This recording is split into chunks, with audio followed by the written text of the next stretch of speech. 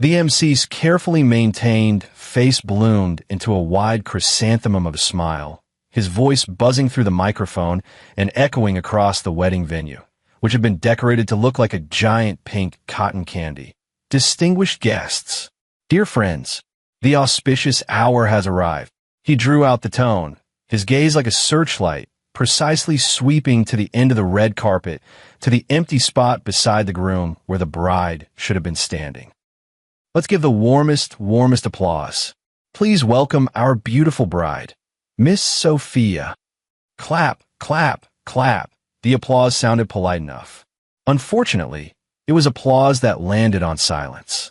At the far end of the red carpet, it was empty. Only a few pink rose petals stirred by the air conditioning floated there, drifting around. Ethan, the groom today, stood there in that outrageously expensive, breath-stealing custom suit.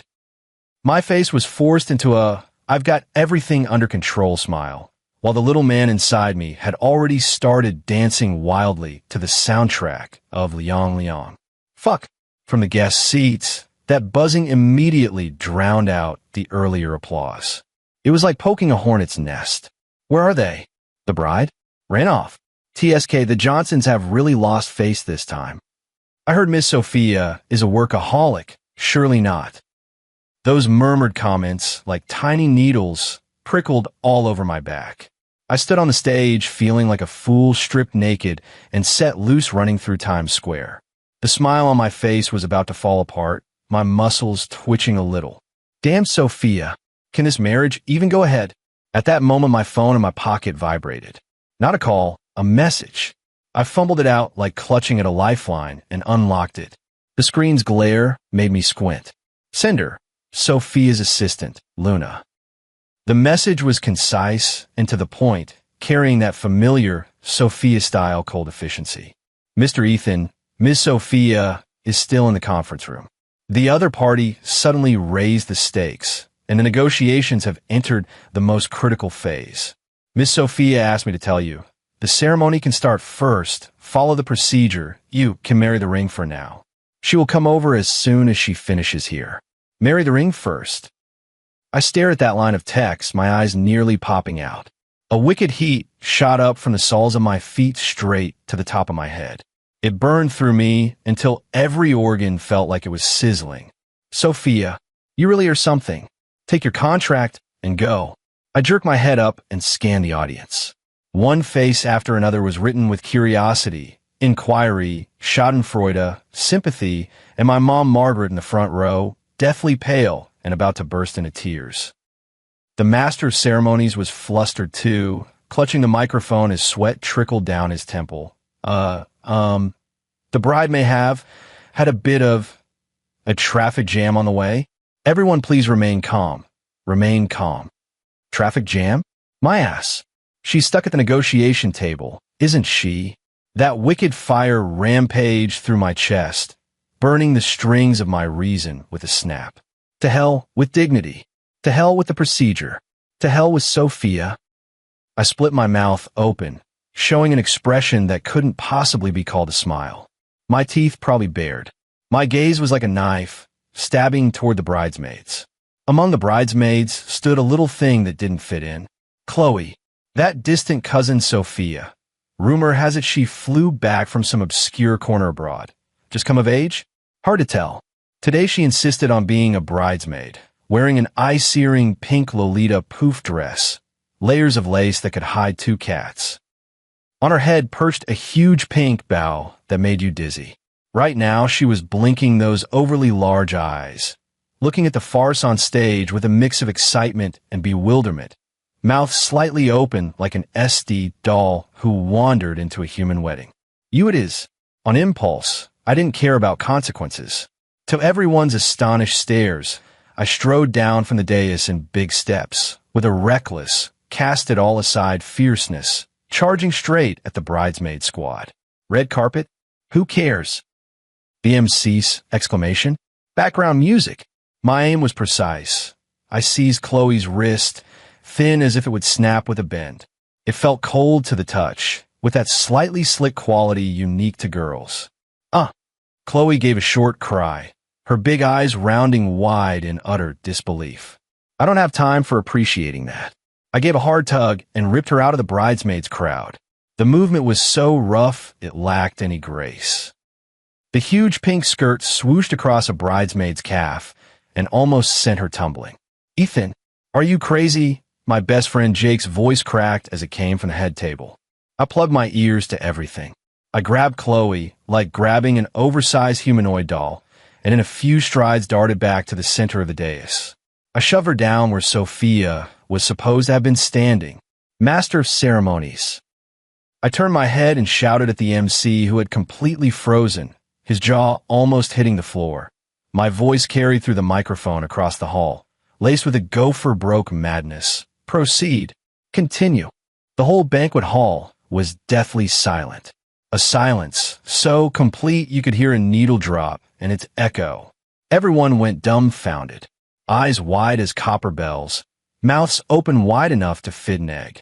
Even the background music sensibly stopped. Time seemed to freeze for a few seconds.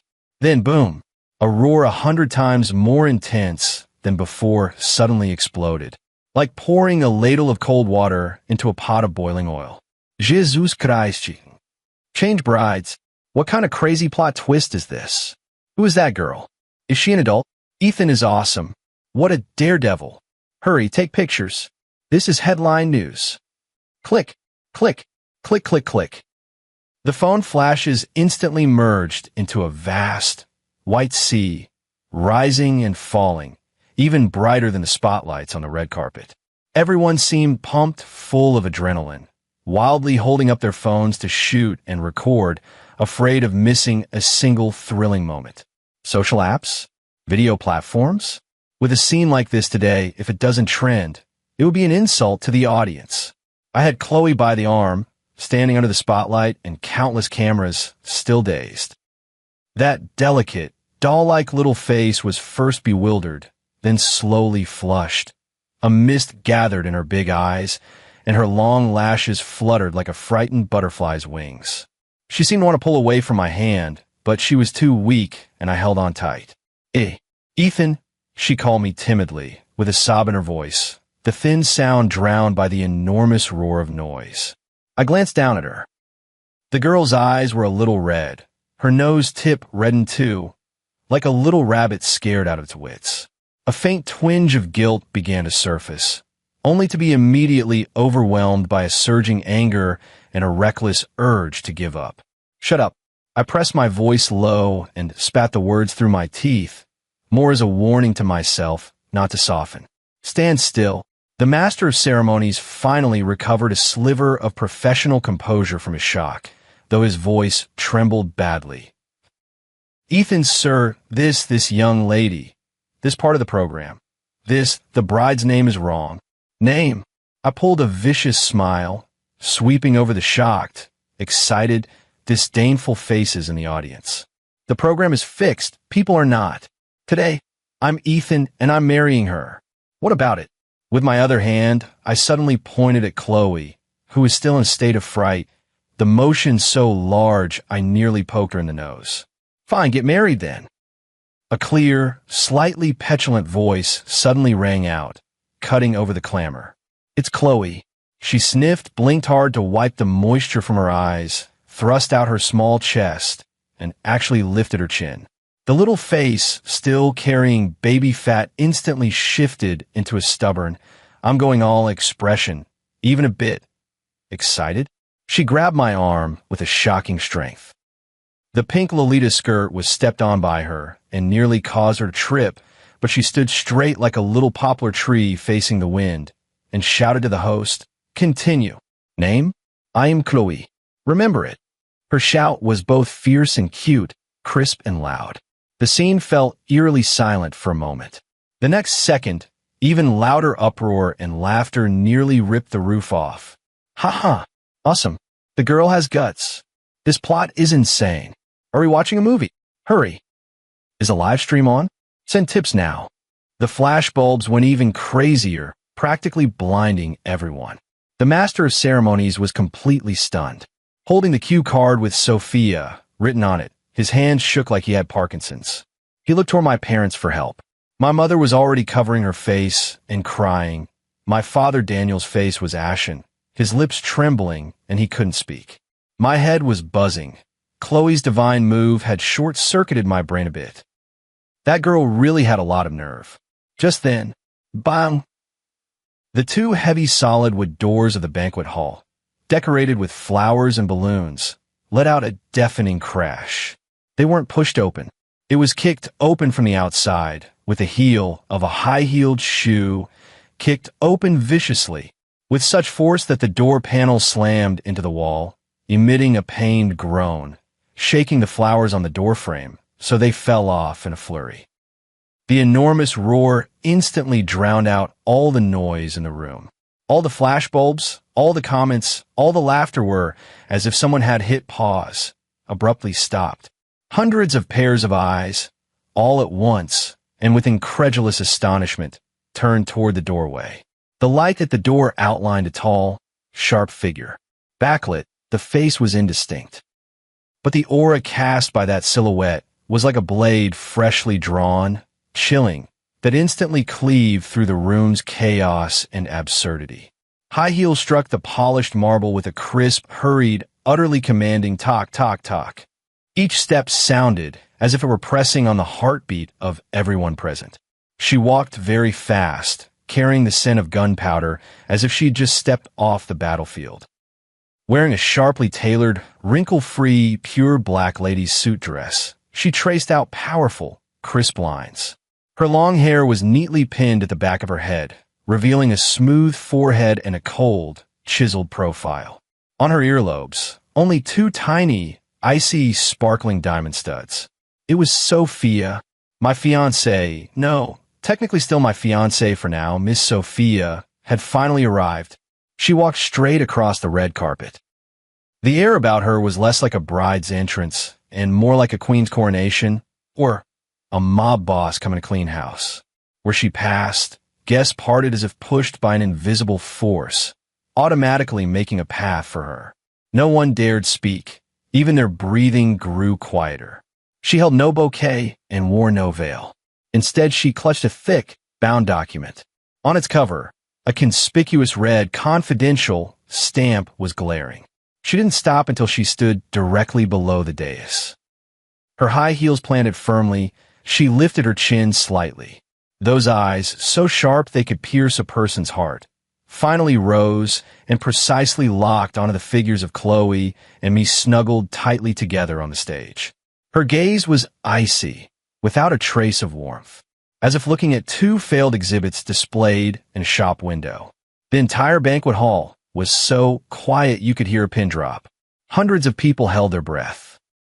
Even Chloe unconsciously loosened her grip on my hand and drew back behind me, yet couldn't help leaning out half a head, curious and wary as she watched that terrifyingly imposing woman on the floor. Sophia's gaze lingered on my face for a second. The look was so complex I couldn't read it. Then the corner of her mouth twitched upward very slightly. It wasn't a smile. It was mockery, contempt, the indifferent calm of someone in control. She raised her hand without a moment's hesitation and, as if tossing out the trash, flung the thick stack of documents in her hand forcefully toward where I was standing. The document traced a sharp parabola through the air and, with a crisp smack, landed precisely on the floor at my feet. A few pathetic rose petals splashed up. The force was so great it made the soles of my feet go numb. "Ethan." Sophia's voice sounded, cutting through the dead silence and carrying clearly into everyone's ears. Cold, calm, with not a ripple of emotion, yet bearing the weight of 1,000 pounds. "Who gave you permission to change the bride?" She spoke slowly and distinctly, each word like an ice-hardened nail driven into the ears of everyone present. My throat tightened, my heart raced, adrenaline spiked. Damn, when this woman's aura is fully on, she's fucking terrifying. I hadn't figured out how to snap back, or rather, I hadn't recovered from the shock of her airdrop document. Sophia had no intention of waiting for my answer. She turned her head slightly, her gaze still fixed on me, and lifted her chin toward the document on the floor, her tone as neutral as if discussing today's weather.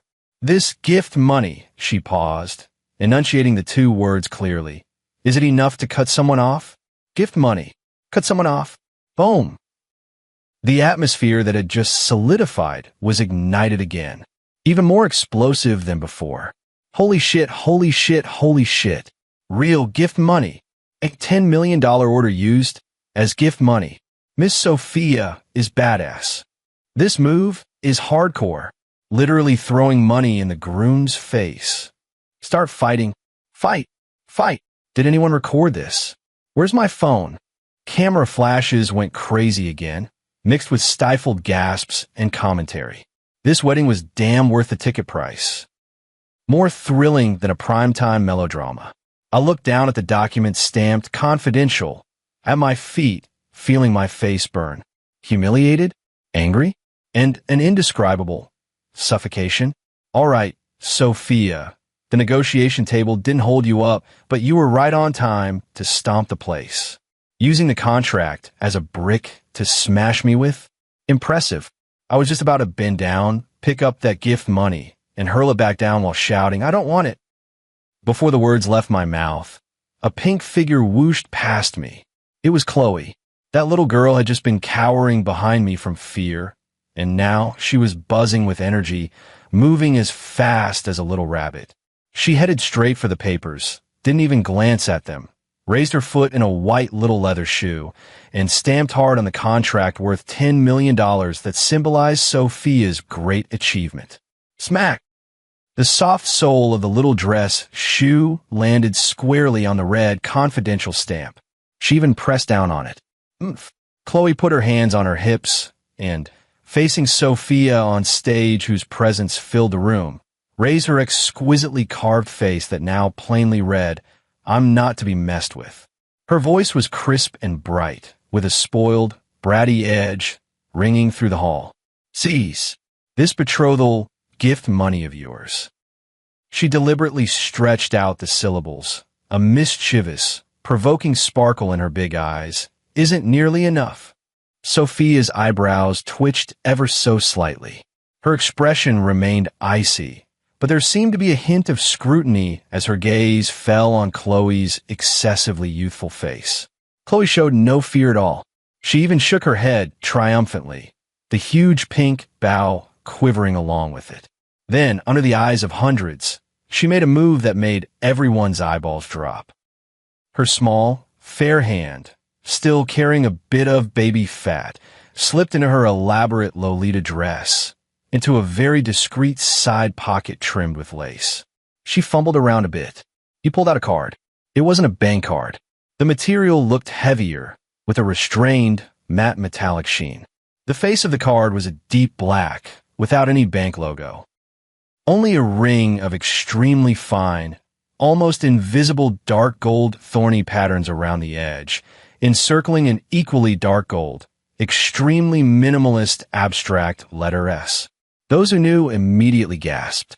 Even those who didn't know felt there was something special about the card because it simply looked expensive, ostentatious. Chloe held the understatedly luxurious black card between two fingers and casually flipped it like a playing card. Her pink fingertips contrasted sharply with the deep black card. She looked at Sophia, her face wearing that proud, watch me show you how it's done expression. Her voice was sickeningly sweet, but what she said was earth-shattering. My pocket money, she paused, her big eyes curving into crescent moons as she showed an innocent yet devastating smile, is enough to buy your company. Enough to buy your company. Buy your company. Oh. The echo drifted through the deathly, silent banquet hall. Time and space seemed to freeze. Everyone went rigid.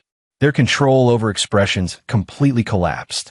Mouths agape, eyes wide, phones dropped to the floor, rubbing their eyes, thinking they were hallucinating, a whole spectrum of human reactions, brilliant and varied. The half-lobster in Jake's hand, plop, fell onto the plate, sauce splattering all over him, utterly oblivious. My parents' expressions had shifted from angry and despairing to completely stunned and bewildered. Even the host on stage, seasoned in many battles, though probably not this kind, forgot to breathe, his mouth open wide enough to fit his own fist. Sophia, Miss Sophia, who had remained unflappable even with Mount Tai collapsing before her, finally showed a faint, clear crack in her millennia-frozen expression. Her sharp eyes were fixed on the black card in Chloe's hand. Her pupils contracted slightly. She recognized that card. Or rather, she recognized what that card represented. It wasn't something any ordinary Centurion black gold card could compare to. It was the kind of status symbol only core members of the world's top financial dynasty, the Sterling family, might possess, an invisible pass that granted unfettered access within a certain circle. The wealth and power it signified could not be summed up by phrases like "buy your company." It was a dimensional, crushing blow. For the first time, Sophia's breathing became visibly rapid. Her back remained straight and unmoved, but the knuckles of the hand clutching her clutch handbag were slightly white from the grip. The look she gave Chloe was no longer that of someone looking at an insolent young brat, but one filled with incredulous scrutiny and a faint, extremely subtle apprehension. This little girl in a pink Lolita dress who looks like a delicate doll. Who on earth is she? The deathly silence was broken by the grating sound of a chair leg scraping across the floor. Thud! Someone was so shocked their legs gave out and they collapsed to the ground. Immediately, an even louder commotion erupted like a tsunami. My God, what kind of card is that? Pocket money to buy a company? Is this fucking fairy tale Sophia's company? Valued at billions of dollars. Pocket money. What kind of background does this girl have? An alien, maybe? Today's wedding. Am I still asleep? Can someone pinch me? Hurry. Search. Who is Chloe? The flashbulbs went wild again, this time trained mainly on Chloe and the mysterious black card in her hand. The reporters, who'd somehow appeared from every corner, were like sharks smelling blood, pushing forward so hard their microphones nearly jabbed Chloe in the face. Miss Chloe, is what you just said true? Which family are you from? Could you reveal that? What exactly does this card represent? What is your relationship with Mr. Ethan? Chloe was slightly annoyed by the flashbulbs, frowning, shoved the black card into her small pocket, hid behind me, showing only half her head in the huge bow, and shouted so noisy, "Stop taking pictures. If you keep it up, I'll have security throw you out." Her threatening, pouty act, paired with that innocent, radiant face, had no intimidation at all. It only made her cuter. The whole scene completely fell apart. It was a chaotic, boiling mess. I stood at the center of the storm. To my left, my fiancée, an iceberg with a chill aura and knife-like eyes. To my right, a mysteriously identified, surprisingly outspoken Lolita dropped from the sky. Under my feet lay the $10 million contract that Chloe had stamped and certified. Absurd. Utterly absurd. I feel like a monkey being roasted over a fire. All my anger and grievance have been shredded to pieces by this surreal reality. There's only one thought left in my head. What the hell is going on here? Just as the chaos reached its peak and everything was about to spiral out of control. Enough! A clear, commanding exclamation with an unquestionable piercing power rose above the clamor. It was Sophia. She took a deep breath, and every emotion that had shown on her face instantly retreated, reverting her to that cool, rational, in-control Miss Sophia. Only deep in her eyes lingered a remnant of the storm that had not yet fully subsided. She didn't look at Chloe again. Her gaze passed over her, like two cold spotlights, locking firmly onto my face. Ethan. Her voice returned to that business-like chill, but with an unprecedented weariness and a barely perceptible rasp. This farce should end. She paused, looking at me with a complex expression as if appraising me and as if making a difficult decision. Come with me. She spat the 3 words decisive. Now, immediately, not a suggestion, an order. Just like when she was giving orders to those subordinates in the conference room. A nameless rage flared up again. Why? Why is it always you who gets to decide? You were late to the wedding, the negotiation was more important than me, and now it's come to this. and still you can just say, "Come with me." And that's it? To you, what exactly am I, Ethan? An object to be summoned and dismissed at will? Go with you. I sneered, my voice low, but amplified by the microphone, so it carried clearly. Miss Sophia, go where? Back to your negotiation table? Or to the next signing ceremony? What am I to you, Ethan? Someone to occupy your precious schedule. My words were like poisoned needles, mercilessly striking. Sophia's face drained of color in an instant. She pressed her lips tightly together, her jawline taut like a blade. That's not what you think. Her voice shot up suddenly, carrying a trace of urgency and grievance. She might not even have noticed. That contract, it was for... She cut herself off abruptly, as if there was something unspeakable, a flicker of struggle and pain crossing her eyes. For the first time, the cold, domineering exterior showed such a clear crack. For what? I stared at her, closing in step by step. The anger in my heart and the long-accumulated resentment had found an outlet. To prove that you, Miss Sophia, are omnipotent, to sign a major deal on the wedding day, so your business empire can shine even brighter? Sophia, in your mind, what really matters? My accusation struck the dead silent air like a hammer. The guests all held their breath. Even Chloe quieted, her big eyes rolling between me and Sophia, glancing at one, then the other. Sophia's body shuddered almost imperceptibly. She looked into my eyes, which churned with too many emotions: anger, hurt, disbelief, and a bottomless fatigue and a kind of near-desperate sorrow. She opened her mouth as if to say something, but not a single word came out. Only those eyes, always sharp as a hawk's, were now glazed with a clear sheen of moisture, faintly shimmering in the light. She abruptly turned her face away and no longer looked at me. Her shoulders were rigid, as if desperately restraining something. The entire banquet hall was left with nothing but the heavy sound of breathing. A few seconds of silence stretched on as long as a century. A very soft chuckle escaped Sophia's throat, laden with endless mockery and bitterness. She slowly turned her head back. The fragility and struggle on her face had vanished, leaving only a resolute, icy calm that stretched 1,000 miles. All right. She spoke just one word. Clear, cold, without the slightest ripple. Then she stopped looking at me, stopped looking at anyone.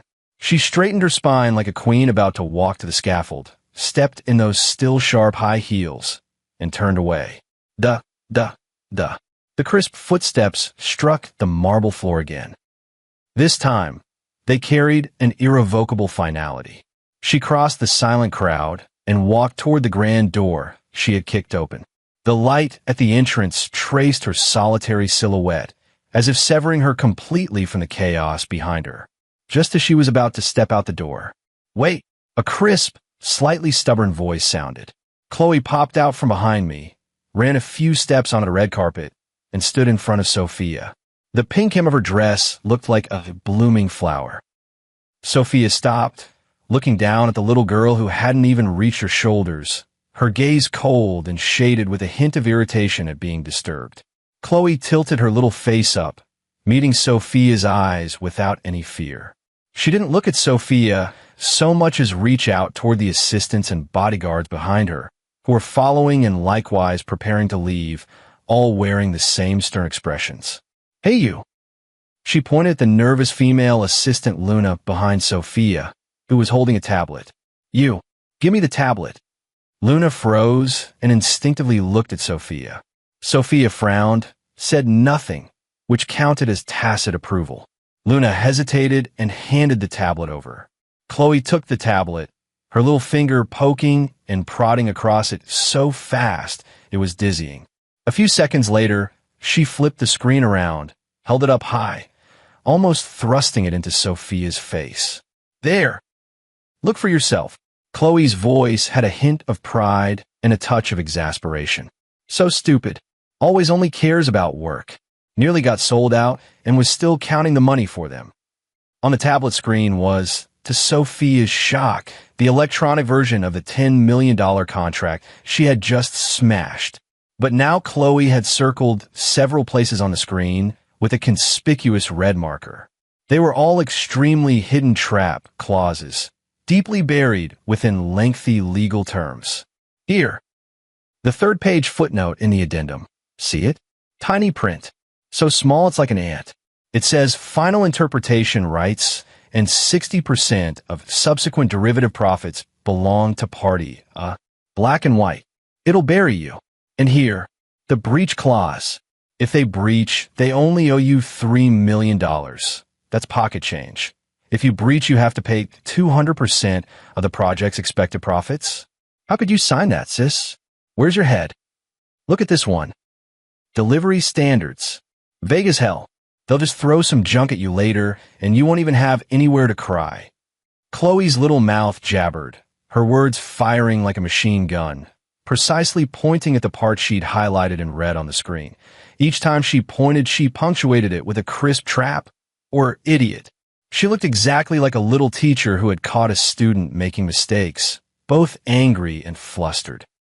At first, Sophia was extremely impatient, but when she clearly saw the highlighted content on the screen and heard Chloe's unceremonious corrections, the frost on her face began to crack bit by bit. Shocked. Unbelievable. She snatched the tablet, her fingers flying as she swiped and zoomed in on the marked clauses. The more she read, the paler her face became, her lips pressed tighter and tighter until she was almost colorless. These traps, she had completely failed to notice them. Or rather, the other side had hidden them so deeply, and with the negotiation dragged out repeatedly and the final stage extreme pressure, she, trying desperately to sign this order before the wedding because it was crucial to Taylor Innovations, was so tightly wound that she somehow overlooked them. Cold sweat instantly soaked her back. A terrifying chill shot from the soles of her feet to the top of her head. If this contract were to actually take effect, the enormous losses and the passive position that would follow would be enough to cripplingly damage the company she had worked so hard to build for years, and might even allow the other side to eat away at it step by step. Luna stepped closer to look, her face turning as pale as paper in an instant. Sophia. Miss Sophia, this. Sophia suddenly lifted her head, no longer looking at Chloe, but turning to me. Her eyes were filled with lingering fear, shock, and indescribable complexity, and a faint, belated guilt that had finally dawned on her. Ethan, her voice was harshly dry, noticeably trembling. I said nothing. I just watched her quietly, watched the frozen lake in her eyes finally crack, revealing the surging, genuine emotions beneath. So that's it. So she had fought to sign this big deal before the wedding, not just out of a workaholic instinct. Perhaps, in her subconscious, she also wanted to use this weighty report card as a belated, clumsy offering to our marriage. Only she had almost sacrificed herself and the company. Anger and resentment, like a punctured balloon, whooshed out most of their air. In their place came an indescribable sourness and pity. Damn. I really am a glutton for punishment. PFT. An ill-timed little laugh broke the heavy atmosphere. It was Chloe. She walked up to me with her hands clasped behind her back, like a little grown-up, tilting her head as she looked at Sophia, whose face was deathly pale and still shaken. Then at me with my complicated expression, mischief written all over her small face. TSK. She shook her head and sighed with an air of old-fashioned judgment. A workaholic who almost sold herself, and a silly groom who nearly exploded with anger and married his cousin. She extended her fair, delicate fingers and pointed first at Sophia, then at me. You too, she drawled, her big eyes sparkling with slyness. One dares to sign, the other dares to get angry. Truly a match made in heaven and arranged on earth. Absolutely perfect. The two words, perfect match, she pronounced loudly and clearly, with a touch of small pride. Puffed. Somewhere in the audience, someone couldn't hold it in and burst out laughing. Immediately, as if a fuse had been lit, the laughter swept through the banquet hall like a tide.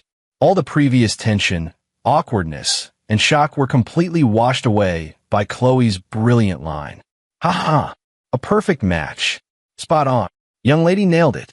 Isn't it just a perfect match? This is hilarious. The workaholic and the silly groom. So apt. This wedding was worth it. Totally worth it. The flashbulbs popped again, but this time the air was full of joy. The reporters broke into laughter too, already drafting headlines.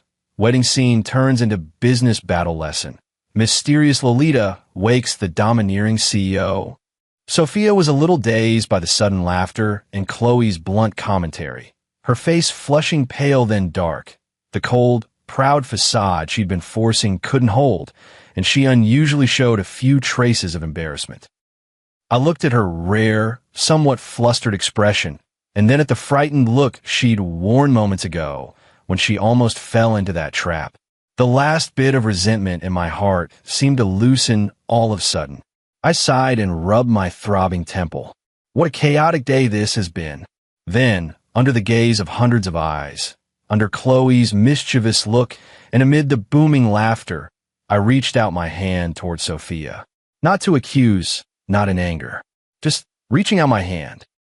Sophia froze, staring blankly at my outstretched hand, then at my face, her eyes full of uncertainty and a tentative glimmer of hope.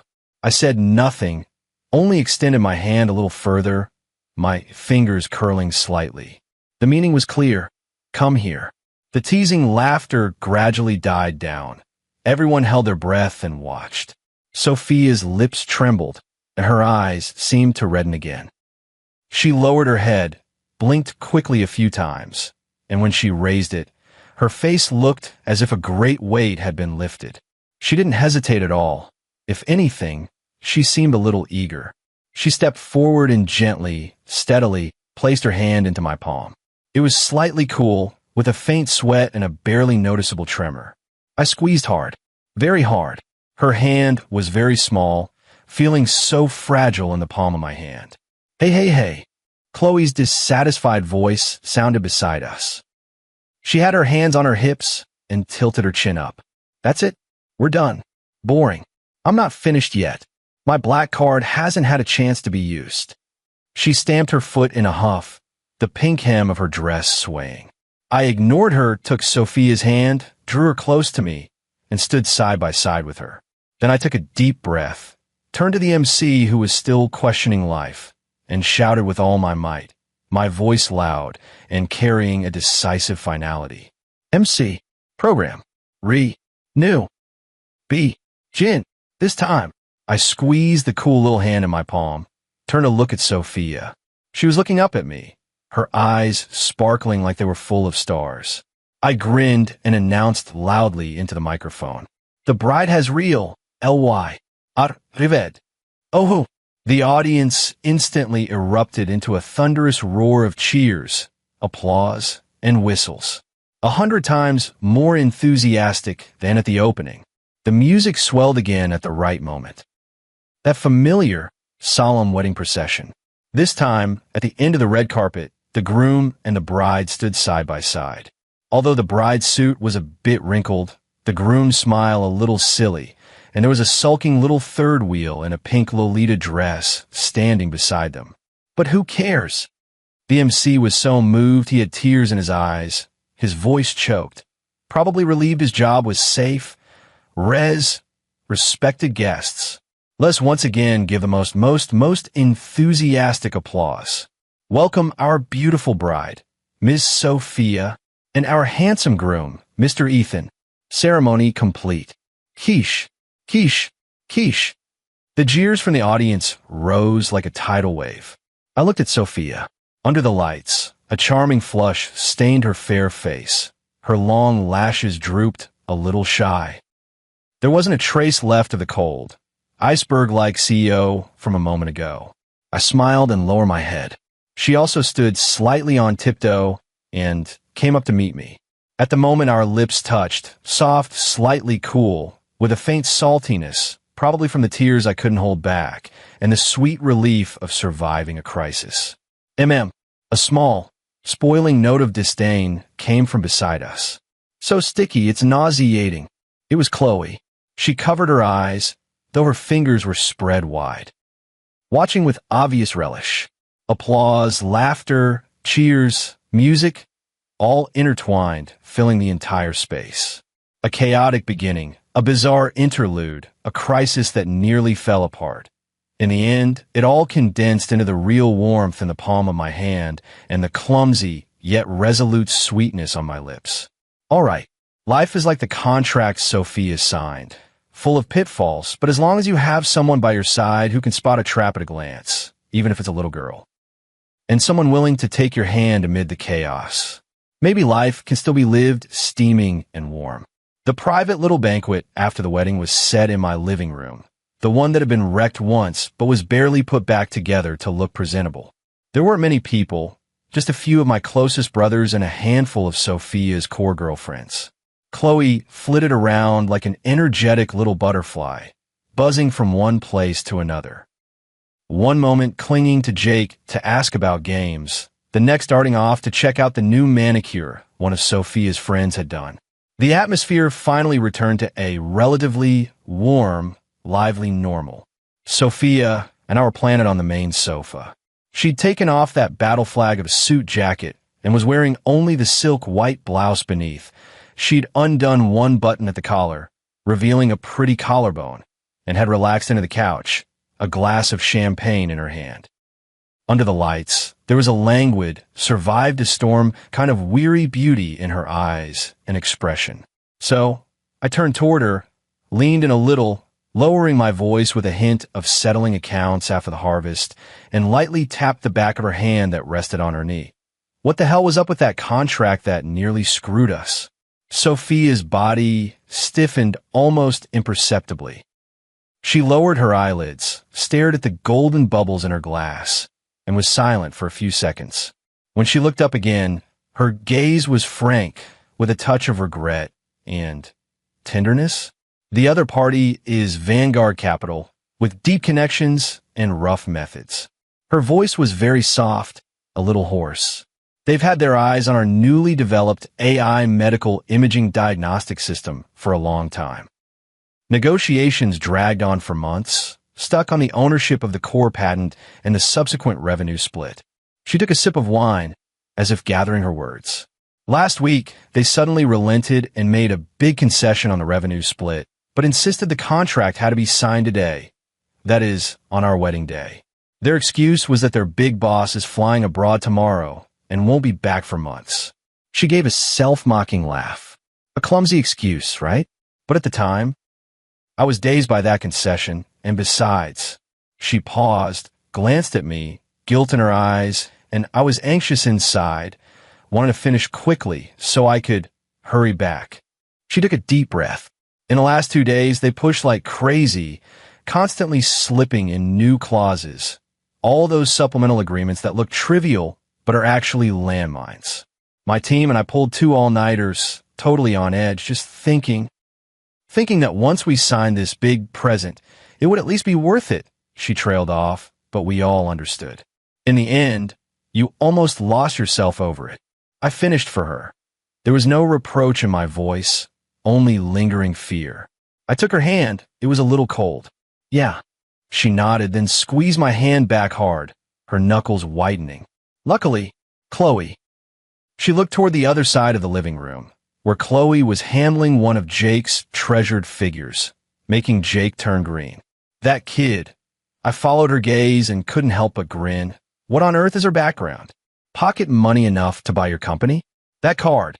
Sophia leaned close to me, almost pressing against my ear, and whispered a name in a breath only we could hear.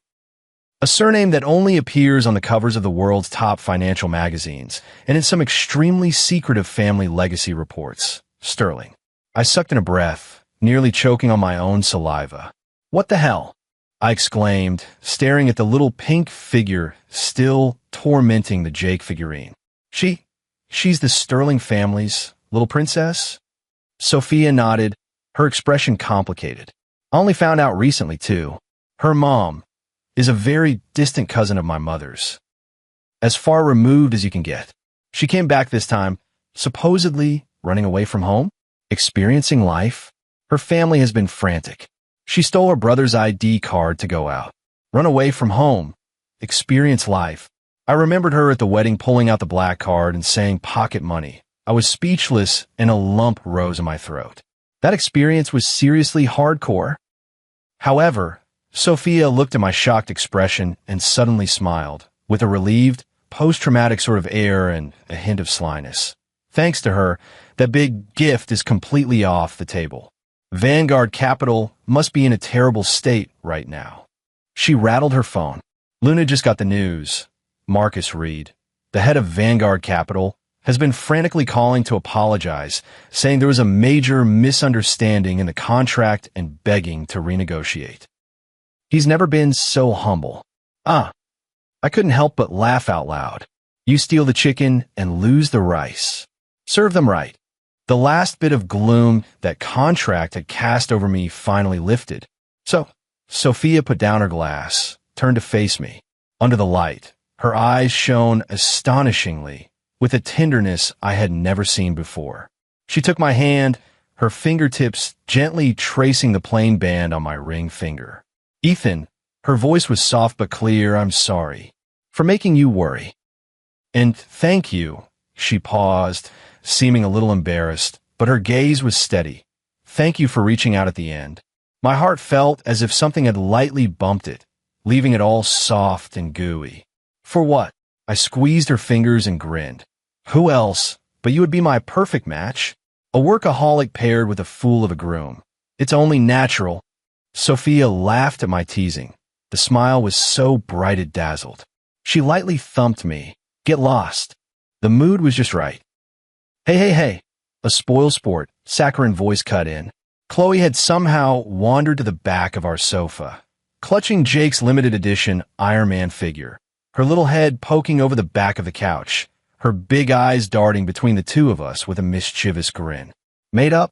No more fighting? She asked, pretending not to know. Then her face turned serious as she mimicked an adult and solemnly scolded Sophia. Cousin, I'm not saying this to criticize you. Next time you have such an important negotiation, she blinked her big eyes, speaking earnestly and deliberately emphasizing the word important. Remember, bring a folding bed into the conference room.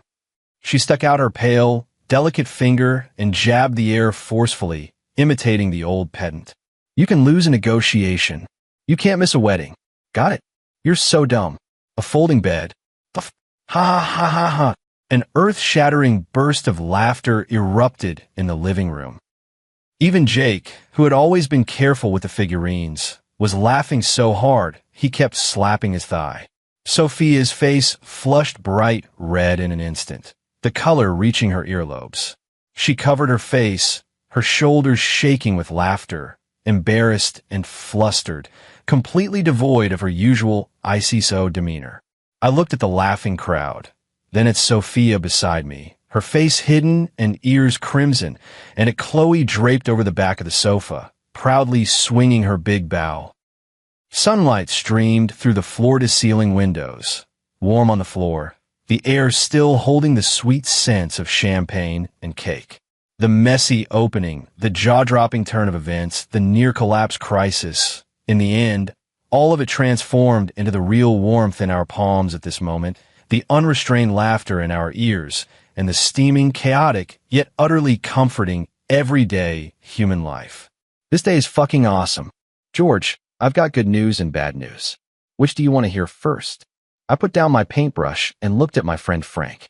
He stood at the studio door with a mysterious air, his face a mix of nervousness and excitement. Let's start with the bad news. After all, I've gotten used to it these past 3 years. Your painting, Eternity, just sold for a sky-high price. Over $6 million. I frowned. How is that bad news? Frank chuckled. Because it's actually part of the good news. The bad news is, buddy, you might need to see a psychiatrist. What do you mean? A woman who looks exactly like Mary showed up at your art exhibition. I almost thought I was seeing a ghost.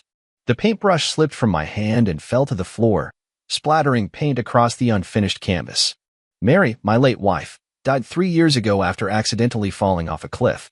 I watched with my own eyes as her body was pulled from the water. In that moment, my world completely collapsed.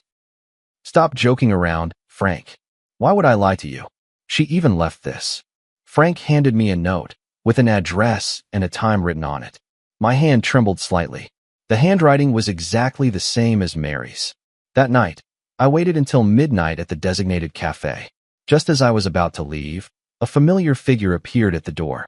Mary? No, it couldn't be her. But every gesture of that woman, from the tips of her hair to her fingertips, was a shadow of Mary. George, it's been a long time. She sat across from me, and the familiar voice nearly made my heart stop. Who are you?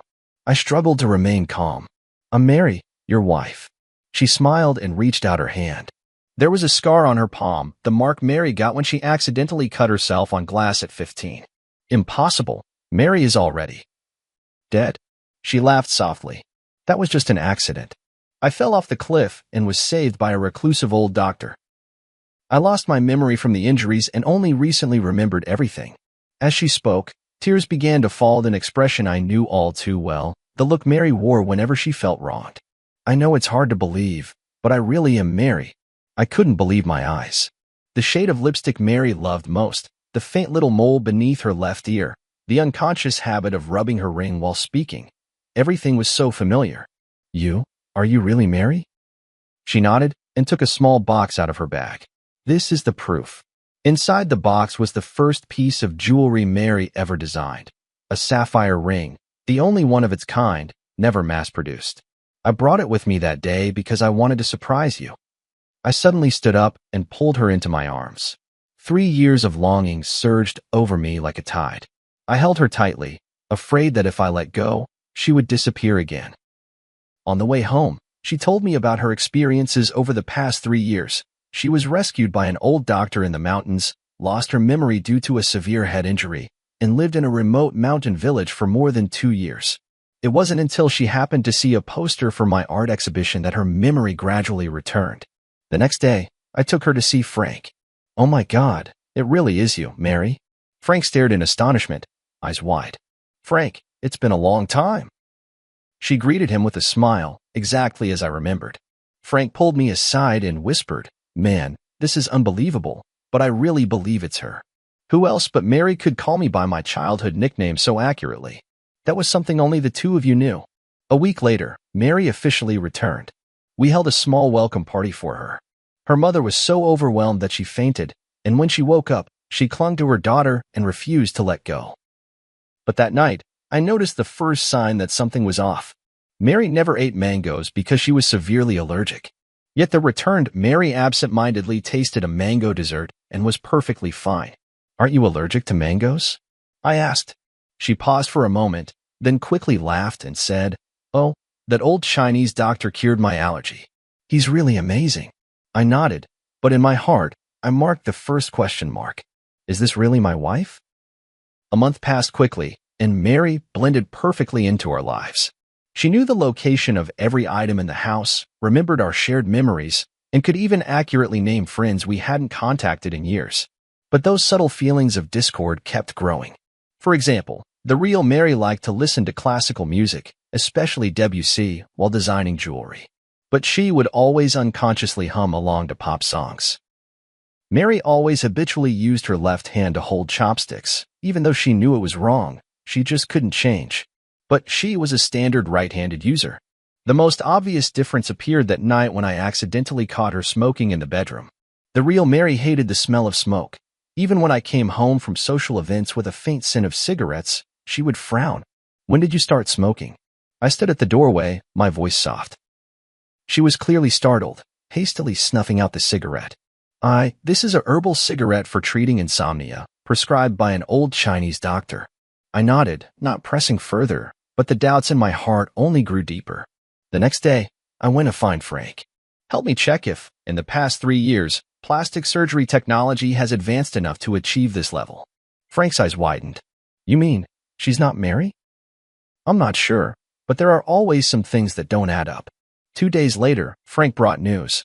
High-end plastic surgery can make faces look similar, but it can't replicate the exact placement of scars or moles. And there's a limit to how well someone can imitate a voice. What if it was a twin? Frank shook his head. Mary is an only child. We all know that. I decided not to show my feelings for now and to keep observing. A week later, Mary's mother came to my house with astonishing news. "George, Mary is going to have a baby," my mother-in-law told me excitedly. I stood there stunned. Before we got married, Mary had been diagnosed with uterine hypoplasia. The doctor had made it clear she could never get pregnant. This was our shared secret. Not even my mother-in-law knew. How do you know that?" I managed to ask. "Mary told me this morning. She said she already had a checkup. It's been 2 months." My mother-in-law happily grabbed my hand. "It's a blessing from above. Mary survived death, and now she can bring us new life." My heart sank to the bottom. This absolutely could not be Mary. That night, I dug out the hospital's diagnosis certificate in my study, which clearly stated the condition of Mary's uterus. But when I wanted to talk to Mary about it, I found her in the bedroom, excitedly discussing the decoration of the nursery with my mother-in-law. "Mary, could you come here for a moment?" I called her calmly. She followed me into the study, still wearing a blissful smile on her face. "Did you forget about this?" I handed her the diagnosis certificate. She took it and glanced at it, her face instantly turning pale. "George, I can explain." "Explain what?" "Explain that you're not Mary at all." Mother-in-law heard the commotion and walked in. "What's going on with you two?" "Mom, take a look at this." I handed her the proof. My mother-in-law read it, then looked at Mary in astonishment. "What's going on?" "Mary, you can't have children." "Of course she can," I sneered, "because she's not Mary at all." My mother-in-law's face changed dramatically. "What nonsense are you talking about?"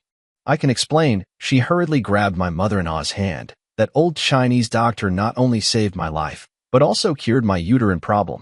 It's a miracle, truly." My mother-in-law looked at me, then at her, hesitating.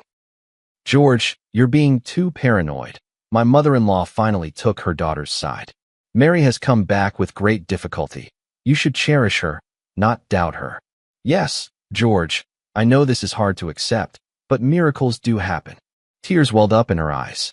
"Haven't we always wanted a child? Now we can finally have our own baby." I looked at her face, identical to Mary's, yet I became more certain in my heart. This woman was not my wife. "All right, I believe you." I smiled, deciding to go along with their story for now. Let's wait together for this miracle to happen. That night, I secretly contacted a private detective. My mother-in-law gladly accepted her daughter's explanation, even suggesting she move in with us to take care of Mary during her pregnancy. Outwardly, I agreed, but inside I grew even more wary. This was no coincidence. There had to be some kind of plot. "Mom, haven't you always lived in Haicheng? Won't it be hard to get used to living here?" I probed cautiously. "For my grandson, I'm willing to endure any inconvenience," my mother-in-law said firmly. I noticed a fleeting unnatural expression on Mary's face. Could the truth be connected to my mother-in-law? On the 3rd day after my mother-in-law moved in, I discovered more suspicious details. For example, the real Mary never drank coffee, but she and my mother-in-law often enjoyed it together. Also, Mary's favorite movie was Roman Holiday, but she claimed to prefer Titanic. The strangest thing is, Mary used to despise her cousin Tom when she was alive, but now he visits frequently and chats and laughs with Mary as if they're old friends. I told Frank about these discoveries. "Buddy, things are getting more and more suspicious," Frank frowned. "Are you sure you want to keep going like this? Why not just expose her directly?" "It's not the right time yet. I want to find out what they're really after." The private detective's investigation also made progress. The so-called old Chinese doctor who had saved Mary did not exist at all, and Mary's whereabouts over the past 3 years were completely untraceable. More importantly, the private detective uncovered a shocking fact during the investigation. Mary's cousin Tom was deeply in debt from gambling, and the painting Eternity under my name, worth over $6 million, was his only hope for quick cash. "They're after your painting," the private detective asserted, "and this fake Mary is likely a professional identity fraudster, hard to win your trust." I took a deep breath and decided to take the initiative. That afternoon, I pretended to go out, but secretly returned home and hid in the study. Sure enough, Mary and her cousin Tom were whispering to each other in the living room. "It's taking too long," Tom said irritably. "How much longer until he sells the painting?" "Don't worry," she soothed him. "I'm already pregnant, and now he completely believes I'm Mary. In a little while, I'll say I want to move to a better neighborhood for the sake of the baby, and then we'll naturally need to sell the painting to raise money." "You're really pregnant?" "That wasn't part of the plan. It was an accident. but it works to our advantage. George wants a child so badly. Does Annie know the truth? She only knows we're trying to scam money, not the specific plan. But she hates George, thinks he caused her daughter's death, so she's more than happy to help. I clenched my fists. So my mother-in-law had always believed that Mary's accident was somehow my fault. In fact, we did argue over something trivial that day, and Mary stormed out in anger. I didn't try to stop her. But I never imagined it would be the last time I'd see her. You don't actually have feelings for George, do you? Tom suddenly asked. She was silent for a moment. It's just part of the job. Besides, I owe you, and I won't go back on my word. Good then. Don't forget how we're splitting the money once we get it. Their conversation confirmed my suspicions. This was all an elaborate scheme, with my eternity as the target. In the days that followed, I pretended everything was normal while secretly making preparations. I contacted the police, arranged for evidence-gathering equipment, and found the last piece Mary had left before she died, a silver necklace that had never been made public, engraved with an anniversary date only the two of us knew. 2 weeks later, my art exhibition was held as scheduled. As planned, Mary brought up the idea of moving, hinting that I could sell eternity. I pretended to agree and said I would auction the painting on the last day of the exhibition. This is a surprise I prepared for you, I said on the eve of the exhibition, taking out a delicate box. To celebrate the new life we're about to begin. She opened the box in surprise, and inside was the silver necklace. It's beautiful, thank you. She smiled as she prepared to put it on. Wait, I stopped her. Aren't you going to look at the engraving on the back? She turned the necklace over, and her face suddenly went pale. What's wrong? Don't you like it? I asked, feigning ignorance. No, I really like it. It's just, I'm a bit moved. She forced a smile, but didn't know how to explain that she couldn't recognize the significance of that date. See you tomorrow. Get some good rest, and don't forget to wear this necklace. I kissed her forehead and whispered in her ear, after all, this is your final design. Her body visibly stiffened for a moment, but she kept smiling. Of course, I cherish it very much. Tomorrow, the truth will come to light. On the day of the exhibition, the place was packed with people. My painting, Eternity, was displayed in the most prominent spot, right next to the last batch of jewelry designs Mary had created before her death. Mary held my arm, flawlessly playing the role of my wife as always. She had even gone out of her way to wear Mary's favorite white dress and the silver necklace I had given her last night. My mother-in-law and Tom were there too. The three of them exchanged glances from time to time, clearly waiting for the perfect moment. Frank appeared as planned, pretending to be extremely interested in Eternity and asking me about the auction details. The auction will begin promptly at 4 in the afternoon, I replied with a smile. This painting means a great deal to me, and I hope it finds someone who truly appreciates it. Mary immediately chimed in. Yes, although it's hard to part with it, this is a necessary decision for our future. I noticed she glanced at Tom, who gave a barely perceptible nod. At 3:30 in the afternoon, the projector in the center of the exhibition hall lit up. This was the special segment I had arranged. Ladies and gentlemen, I stood in front of Eternity. Before the auction begins, I'd like to share a little story about this painting. Mary's photo appeared on the projection screen, a group picture from her last birthday party before she passed away. 3 years ago, my wife Mary died in an accident. I created this painting, Eternity, in her memory. The woman in the painting has her back to the viewer, forever gazing into the distance, symbolizing a longing I can never reach. A soft sigh rippled through the crowd. Mary stood beside me, matching my words with a sorrowful expression. However, a month ago, a miracle happened. I turned to look at Mary. My wife came back. The whole room erupted in astonishment, and many people curiously sized up, Mary. This is my wife, Mary. I took her hand and stepped forward. Back from the dead, it's truly the greatest blessing heaven could have given me.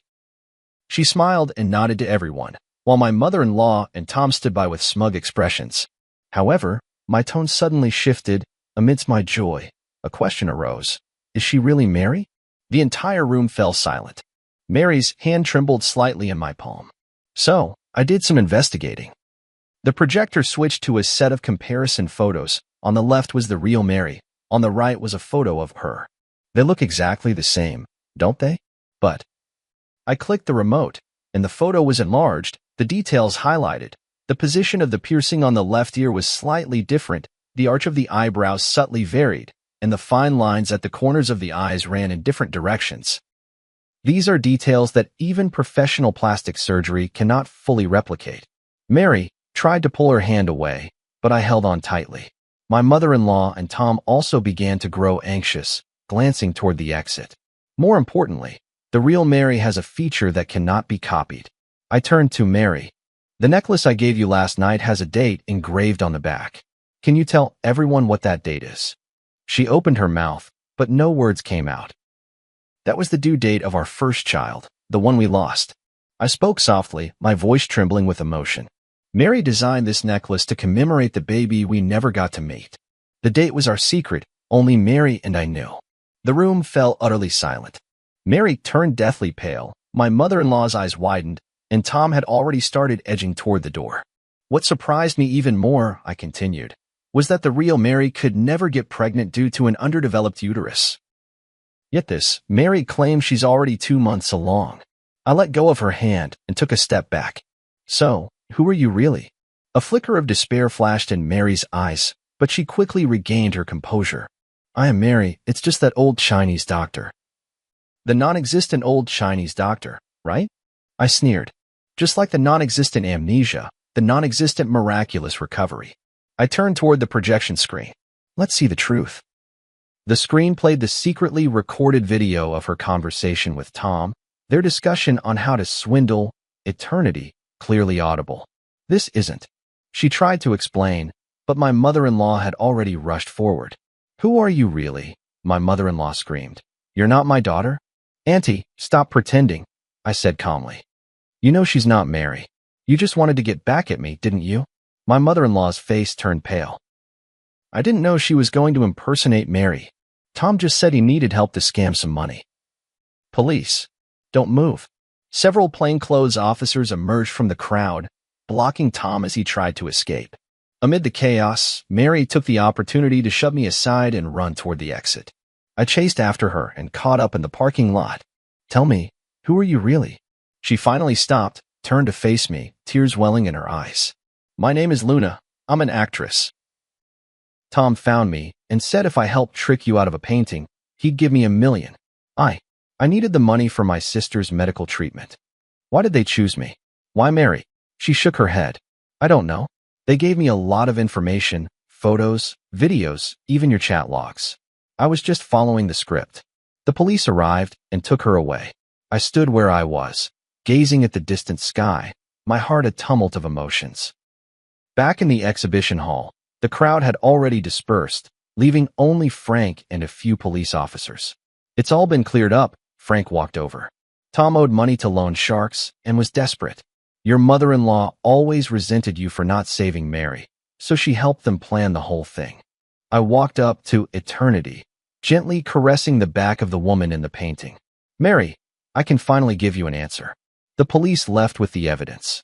Frank patted me on the shoulder. What do you plan to do next? I took a deep breath. Prepare for the final painting. What will it be called?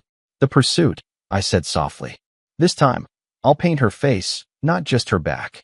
After the case was solved, my life seemed to return to where it was 3 years ago.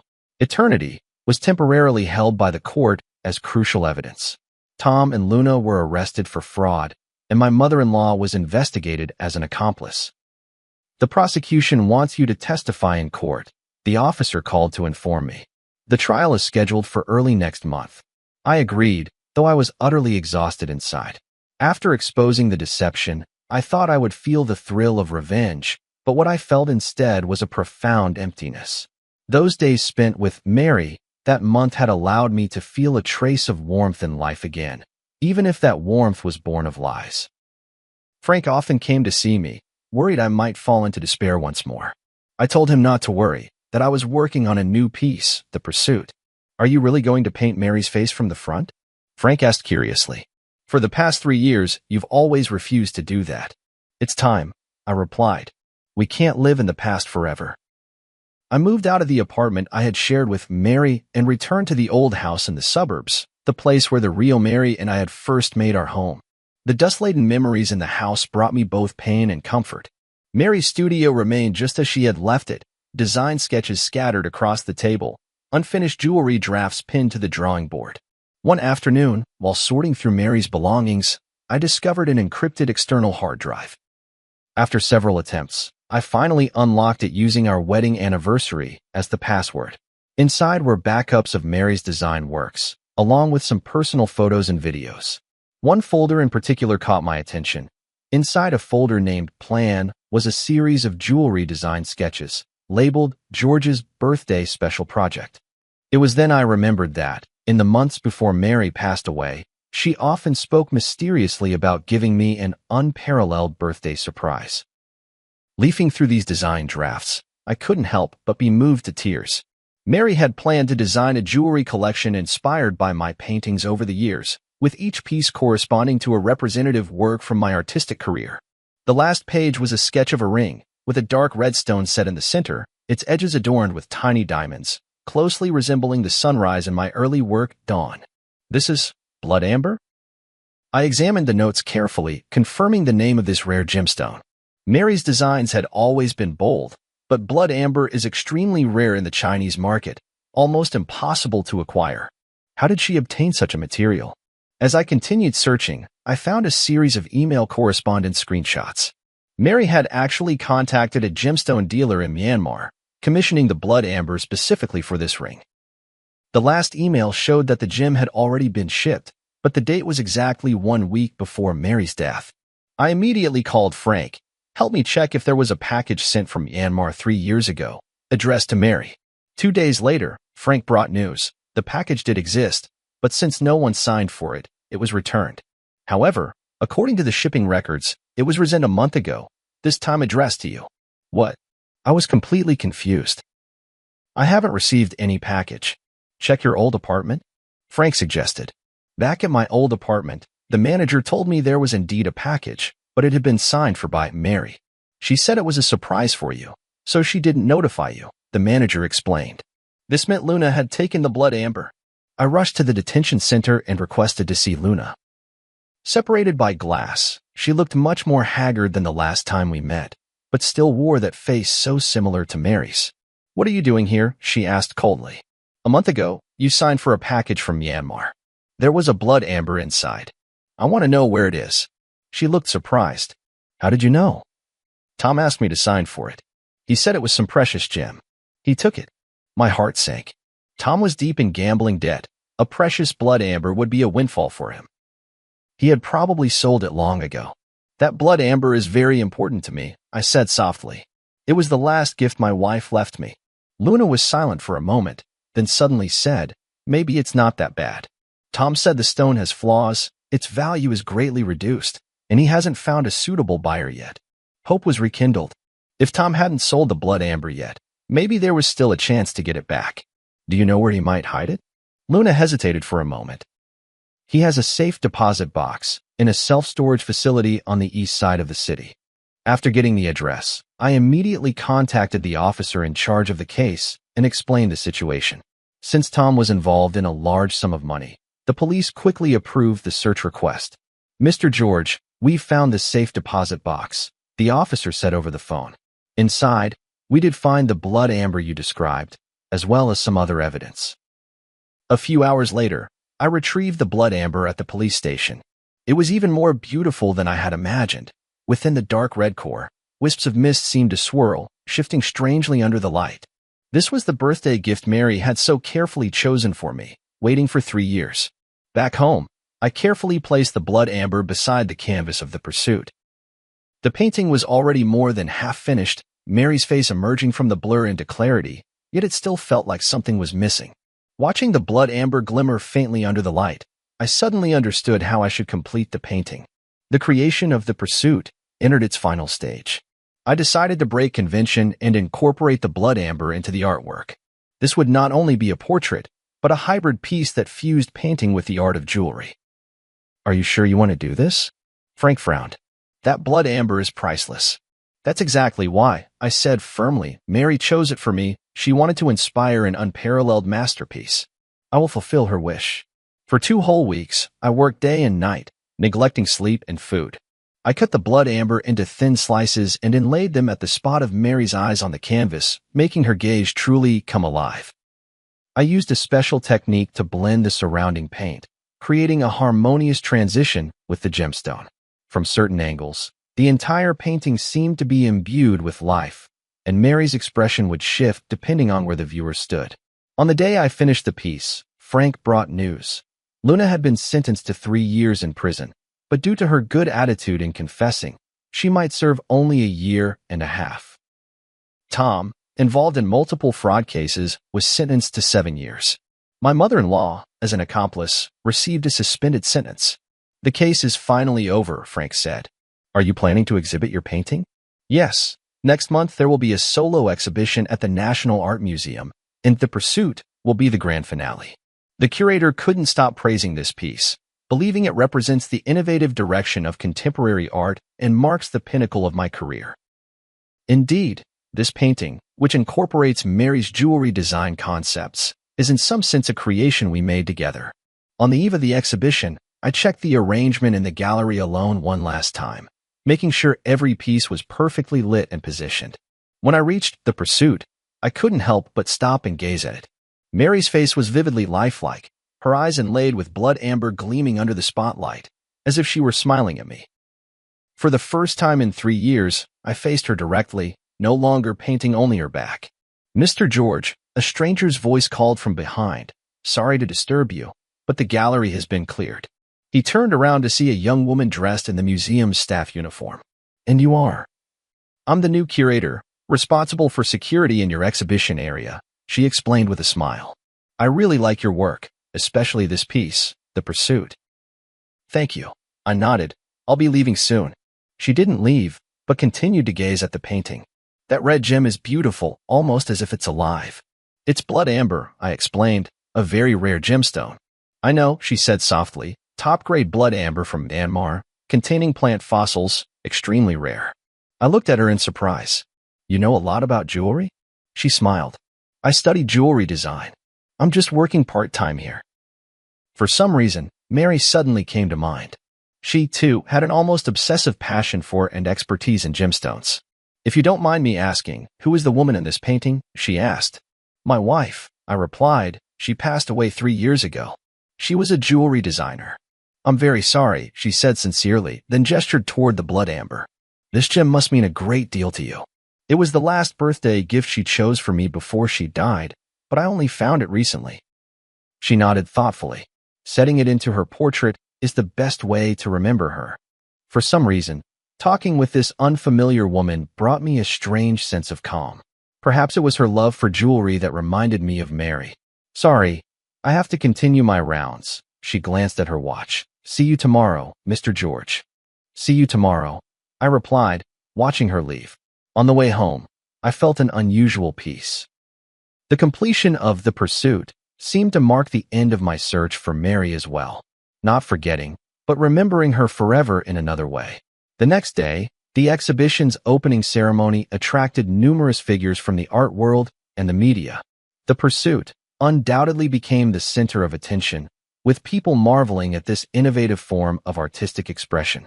Amid the crowd, I noticed that curator standing aside, watching as well. Sunlight streamed through the skylight of the gallery, falling upon her, and for a fleeting moment, I thought I saw Mary's shadow. No, I shook my head, warning myself not to be deceived by mere resemblance. There would never be another Mary in this world, just as there would never be another unique blood amber. After the exhibition, The Pursuit was purchased by an anonymous collector for an astronomical price. I donated all the proceeds to a foundation supporting students in jewelry design, establishing a scholarship in Mary's name. Life slowly moved forward, and I began to accept new commissions and create new works. Occasionally, I would think of that curator with a unique insight into jewelry, wondering if she was still working at the art museum. Until one day, I received an email from HL. There were no words, only an image. A sketch of a ring design, the style strikingly similar to Mary's unfinished series. My heart raced as I replied immediately. Who is this? The response came quickly. Yesterday, you brushed past me by the cafe on the street corner, but you didn't recognize me. If you want to know more, wait for me at the museum entrance at noon tomorrow. Is it that librarian? How could she have a design so reminiscent of Mary's style? Filled with anxiety and anticipation, I decided to accept the invitation and find out for myself. The next day at noon, I arrived at the art museum half an hour early. The sun was shining, and small groups of visitors were coming and going from the exhibition hall. But there was no sign of the mysterious person.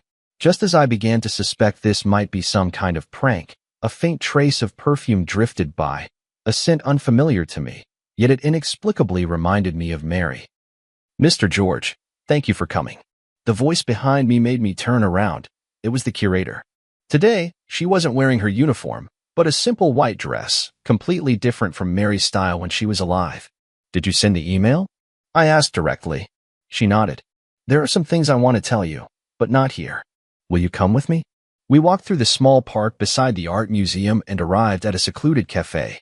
The whole time, I kept observing her.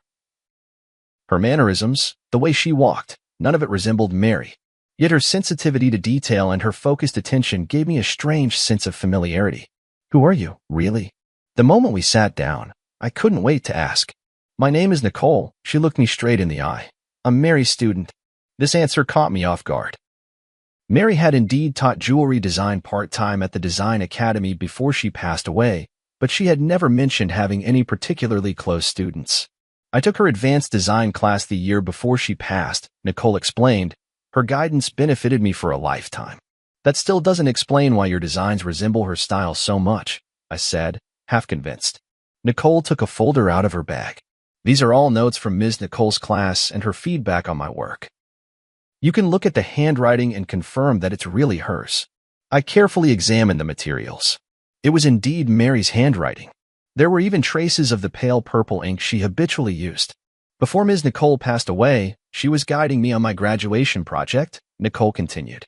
"The theme was interwoven light and shadow, blending Eastern and Western aesthetic elements. She gave me a lot of valuable advice and even showed me a sketch from a private project she was working on at the time." "George's special birthday project?" I blurted out. Nicole's eyes widened in surprise. "You know about it?" "I only found out recently." I briefly explained the origin of the blood amber. "I knew that blood amber would eventually find its way back to you," Nicole said with a smile. "Nicole always said it was a destined gift. Is that why you contacted me? Because you saw the blood amber?" Nicole was silent for a moment, as if choosing her words carefully. "Not entirely. After Nicole passed away, I've been trying to carry on the design philosophy she taught me. Some time ago, I happened to see the news about your eternity being stolen, and then I saw someone impersonating Nicole. I thought I should tell you a few things." She took a letter out of her bag. "This is the last letter Nicole gave me after class before she passed away. She said if her surprise plan went smoothly, I should show you this letter. If anything went wrong and she was gone, I should still make sure you see it." I took the envelope. It was indeed Mary's handwriting, and it read, "To my dearest husband." The envelope had already been opened. I didn't know what was in the letter at the time. I just kept it as Nicole instructed, Nicole explained. It wasn't until I saw the news that I opened it. "I hope you won't blame me." I carefully took out the letter paper and unfolded it to read. "Dear George, if you are reading this letter, perhaps my surprise plan has gone awry. Don't worry, it's just that the plan has changed, and the form of the gift may be different now. The blood amber I picked for you is said to be known as the Eye of Rebirth. Legend has it that looking at the world through it reveals truths that are often overlooked. I hope it can become a turning point in your artistic career, leading you to see new possibilities. All these years, your paintings have always depicted backs, as if you're afraid to face something head-on. I hope this gemstone will give you the courage to paint the front, to capture true emotions. No matter what happens, please remember, love does not disappear, it merely changes form, like this blood amber, which, after millions of years, transforms from resin into a gem, yet still shines. Forever loving you, Mary." The handwriting became a bit messy at the end, as if written in a hurry. I stroked the paper, as if I could feel Mary's emotions at that moment. "Thank you," I said, my voice choked with emotion. "This means a lot to me." "You're welcome. I'm just fulfilling Ms. Nicole's request," Nicole said with a smile. "Actually, there's one more thing I'd like to ask your help with." "What is it?" "I'd like to apply for the Mary Scholarship you established," she said, taking a design portfolio out of her bag. This is my graduation project, combining Ms. Nicole's ideas with my own innovations. As I flipped through the portfolio, I was surprised to find that while these designs bore traces of Mary's influence, they also possessed a unique style and innovative touches. In particular, a series called Metamorphosis cleverly combined jewelry with transformable elements, allowing the pieces to change form according to the wearer's mood and occasion. This is outstanding, I praised sincerely. Mary would be proud of you. A hint of joy flashed in Nicole's eyes. Really? I've always worried I couldn't live up to her expectations. You've already moved beyond the learning stage and developed your own style. That's exactly what she hoped to see. As we talked, sunlight streamed through the window and fell on Nicole. In that moment, I seemed to understand something. When Mary spoke of love changing its form, perhaps she wasn't just referring to the blood amber, but also to her passion for art and its legacy. Luna tried to impersonate Mary by mimicking her appearance, but she could never truly replicate who she was. Nicole, on the other hand, looked nothing like Mary, yet she inherited a part of her artistic vision and spirit. Perhaps this is the true gift Mary left me, not the blood amber, but a new possibility, a path out of the past.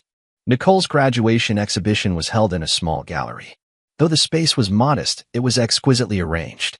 Her works were divided into 3 series, representing the past, the present, and the future, forming a complete narrative. This is a brilliant idea, I sincerely praised. From tradition to contemporary and then to the future, it showcases the evolution and possibilities of jewelry design. Nicole smiled and nodded. This was inspired by teacher Nicole. She always says that good design should look back at history, be grounded in the present, and look forward to the future. As I walked through the exhibition hall, I noticed a special display case in the corner, containing only one piece, a seemingly simple ring with a small red gemstone set in the center. This is. I leaned in to read the label, which said, "In memory, dedicated to teacher Mary." Yes, I made it from a small piece of blood amber I bought with my own savings, Nicole explained. It can't compare to the quality of yours, but it's also from Myanmar. I examined the design of the ring closely. Clean, powerful lines, with fine silver threads encircling the blood amber, as if protecting the central gem, yet also seeming to radiate light outward. This is very similar to Mary's final design style, I said softly, but it also has your own unique touch. I wanted to create a piece that could both commemorate teacher Nicole and showcase my own style, Nicole explained.